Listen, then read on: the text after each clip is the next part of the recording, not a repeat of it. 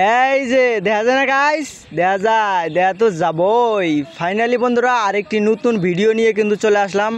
আরেকটি খেলার খবর আমার কাছে চলে আসছে, তাই আরেকটি ভিডিও নিয়ে চলে আসলাম। ভাবলাম আপনাদের খেলার খবরটি দিয়ে দেই।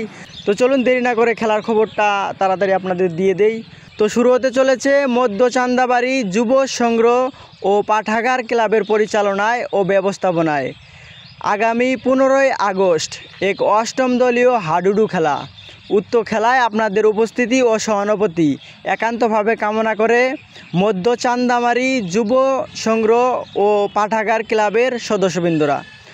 উক্ত খেলায় প্রথম পুরস্কার হিসেবে রয়েছে একটি ডবল ডোরের ফ্রিজ এবং দ্বিতীয় পুরস্কার হিসেবে রয়েছে একটি সিঙ্গেল ডোরের ফ্রিজ।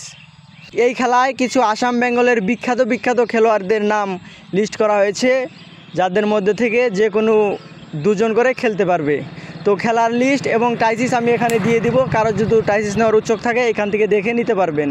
তো বন্ধুরা ভুলে যাবেন না কিন্তু, আরেকবার বলে দিচ্ছি, শুরু হতে চলেছে আগামী 15ই আগস্ট মধ্য চান্দামারি যুব সংগ্রহ ও পাঠাগার ক্লাবের পরিচালনায় ও ব্যবস্থাপনায় এক অষ্টম দলীয় হাডুডু খেলা।